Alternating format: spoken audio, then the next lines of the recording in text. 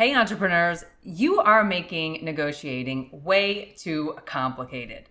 We have the no-nonsense guide to negotiating on this edition of the Inside BS Show. Hey now, I'm Nicki G. This is the Inside BS Show. Here with me is Dave Lorenzo, the Godfather of Growth. Dave, how are you? Hey now, Nicki G. I'm doing great. How are you today? I'm doing great, Dave. Thanks. Are you ready to negotiate? I am always ready to negotiate. My entire life is a negotiation. I negotiate with my wife, with my kids, with my dogs, with my neighbors. I negotiate every day, so let's have at it. We've got the no-nonsense guide to negotiation for you today. We're going to share with you our 5 main strategies, main tips for getting to an agreement, and you can do it in a focused fashion. This is designed to give you a framework that you can use to make sense of any negotiation. Keep it in the back of your mind when you're haggling at a market or buying a car or making that big business deal. There's no need to overcomplicate it. So, Nicki G, we're going to start with the first point, which is figure out what the other side really wants. When you negotiate a deal, the first thing you need to understand is where the other side is coming from. It's just like working with somebody in any other business relationship. You want them to get what they need to get out of this. As long as you get what you need to get, who cares? What difference does it make? So you've got to get to the bottom of what they really want. And you're thinking to yourself, yeah, Dave, duh, but how do we do that? Well, the first thing you do is you do research up front before you ever enter into the negotiation, and do all of your due diligence. There is so much publicly accessible information available these days. Even if you're a college student and you know how to do basic research, you are further ahead in any negotiation than most people would have been just 5 or 10 years ago. A regular Google search on the principles involved in any negotiation can help you understand what's personally important to them. And then looking through public records that are not easily accessible, yet accessible nonetheless. You can find out voting information. You can find out properties that businesses and individuals own. You can find out what taxes they pay. You can find out if they or any of their entities had filed for bankruptcy. You can find out if they have any court cases or judgments against them. And this is just scratching the tip of scratching the tip of the iceberg is not an expression, but I'm going to use it anyway. This is just scratching the surface. It's just the tip of the iceberg. I've been known to use an investigation company, a private investigator, to dig into the background, anything legally accessible in the people that I'm negotiating with and the companies that I'm negotiating with, so that I can understand what their real intentions are. And then armed with all that information that I've digested and internalized and reviewed with my team, I sit down at the negotiating table, and my first question to them is, hey, what do you want? Why are we here? What do you want? What can I do for you? And then I can tell if we're getting off to a good start or not. All publicly available information is on the table. You should go out and do deep research on the people that you're negotiating with. Get anything that is legally permissible to access. And you'd be amazed at how inexpensive it is to work with a private investigator to just do some digging on the company or the individuals that you're sitting down across the table with, so you can figure out what their real motivation is. Nicki G, what do you think? Absolutely. You have to already have done your homework before you are at the negotiating table. That is how you are going to know what is driving the other side, so it will allow you to overcome it. So that, Dave, relates to my no-nonsense point number 2 for negotiating, which is identifying in advance your points of leverage. If you don't have leverage, do not waste your time negotiating. You have to identify it. It exists. Sit down, take the time to think through, what do we have that we can use as leverage in order to convince the other side to come to the table and accept our position. So it's not just about knowing what's motivating them, but it's also being able to understand where you can create leverage so that you can convince them, especially on those really critical issues that you're going to get to in that agreement, where there's going to be tough times trying to get through that and getting to persuade them to do that. You have to have leverage that will be behind what you're saying. Yeah, and that's where the due diligence really comes in handy, because you don't know, they're not going to tell you what your leverage is, right? If you're going to buy a car and you're going to buy a car at the end of the month because you think the dealer needs to move a certain quantity of cars in order to get what's called their dealership holdback, the incentive for them to buy cars at a lower rate, you don't know if they've already met their quota. If they've already met their quota, they're not going to come down on the price just because they want to move 1 or 2 more units that month. So yeah, buying a car at the end of the month is a good idea because all dealers are pushing to get all their deals in by the end of the month. But if that dealer is already way beyond their quota, they're not motivated to do the deal. The individual salesperson may be motivated because they have a bonus or they have an incentive. And the only way you find that out is by developing rapport and connecting with them. So doing your due diligence up front leads to figuring out what the leverage is. Now, when you enter into the negotiation, point number 3 is making sure you're clear on your purpose. You have to have clarity of purpose going into the negotiation. What do you want to get out of this? What are your main deal points that you have to have as a result of this negotiation? And then everything else, if you had to give it up, is fine. So having clarity of purpose is point number 3.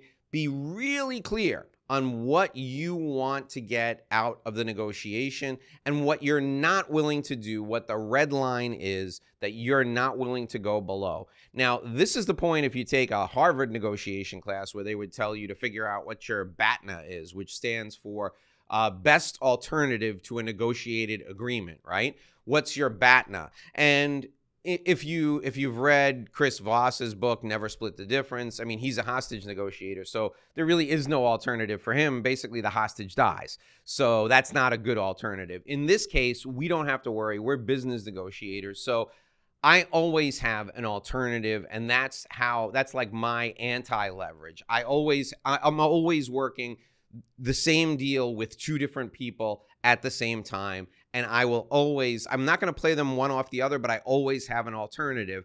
There's one that I like better. I'm not going to tell people which one I like better, but I always have 2 deals going.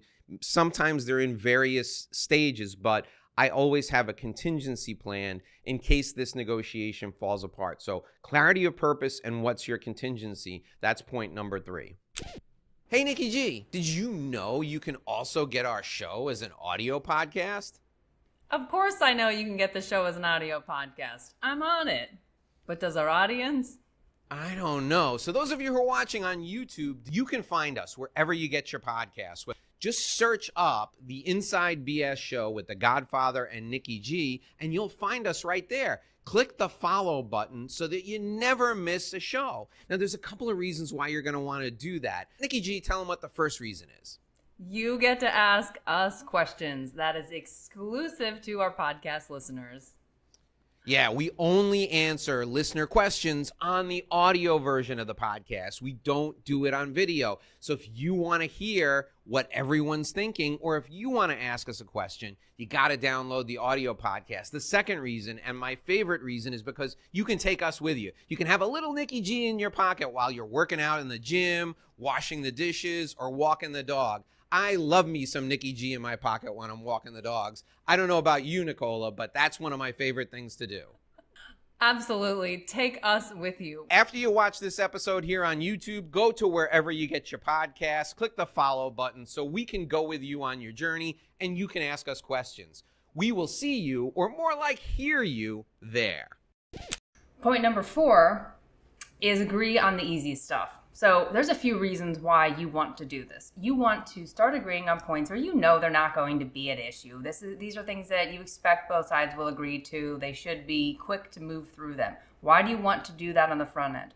You want to do that in the beginning because it already starts getting both parties in the mindset of being agreeable. So you start to make some headway, and now everyone in the room is already thinking, oh, this negotiation is going well. It is on track to reach a resolution. So by the time you get to the hard points in the deal, you've already made substantial progress to get the parties to come together. They're already going to be a little bit more agreeable when you get to those tougher points in the negotiations. Dave, what do you think?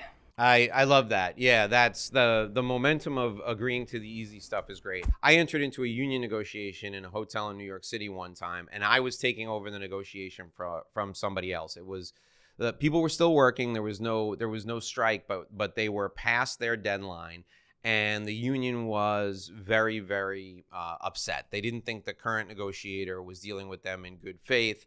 And it was just time. The personalities had just worn on each other. So we changed negotiators. They didn't. And the first thing I did when I walked in was I gave up something that I knew I was going to give up eventually, but I gave it up right at the outset. I sat down across the table, and one of their biggest things, this is before Martin Luther King holiday was a national holiday. That's how long ago this is.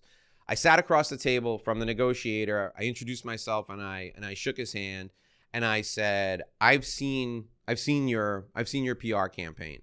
And candidly, I'm appalled that we have not given our employees Martin Luther King's birthday as a holiday. So what we're willing to do is, because most of your employees are at this particular hotel, the employees who work at this particular hotel only, they will get Martin Luther King's birthday as a holiday from now on. And the guy was shocked. He sat back in his chair and he smiled and he said, I think you're somebody I can work with. And that's how you use some of the easy stuff to pave the way. And he said, now I'm sure you're going to want something from me as a result of that. And then I did something else that shocked him. I said, I don't want anything from you. I said, I'm doing that to make sure we get off to a good start. I said, I'd like to get 2 or 3 other things resolved today before we end our session. They don't have to be big things, but let's pick 2 or 3 small things that you think we're close on. So he threw up 2 or 3 things that he thought we were close on, and we banged those out within like an hour and a half. So those quick wins, building momentum, what it really does is it builds up goodwill between the 2 sides so that when you get to the tougher stuff, you know that you're both operating from a framework of goodwill, that you both really have the intention of making something happen, and that you're not just there to be difficult. What's the next point, Nicki G?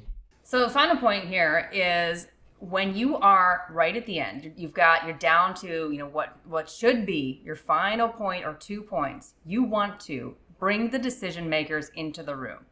Now, 2 main reasons for doing that. 1, it signifies to everyone that we are close enough to make a deal. This is going to happen.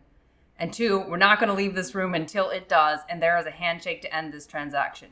So now you've got the right mindset with everyone in the room that we are close enough, we are not leaving, we're getting this done today. And 2, you have kept that momentum going that you started building with the easy wins. So now here it is, we're all here to get this done, and you're going to get it done.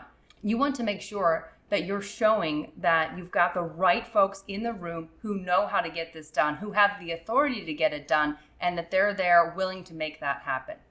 And that's going to be how you're going to close out a good negotiation. You need authority, believability, and credibility in order to make sure that everybody is on board with the deal. And as skilled and deft as agents and lawyers are, there's no substitute for the person who signs the check sitting across the table from the person who's, delivering the goods, or the person who's handing them the contract.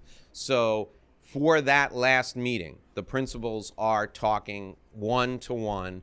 The agents can be there, the lawyers can be there, but it is principal to principal. That signifies that both sides are serious. And that's how you make sure you get to the end point where you're closing the deal. If you're an entrepreneur, negotiate your deals yourself. Your lawyer should be with you. If you're doing real estate transactions, your agent should be with you. But you should negotiate the closing of the deal yourself, because that denotes seriousness. It shows that you really want to get the deal done. And that's going to be the way we get this deal done today. And that's your no-nonsense guide to business negotiation.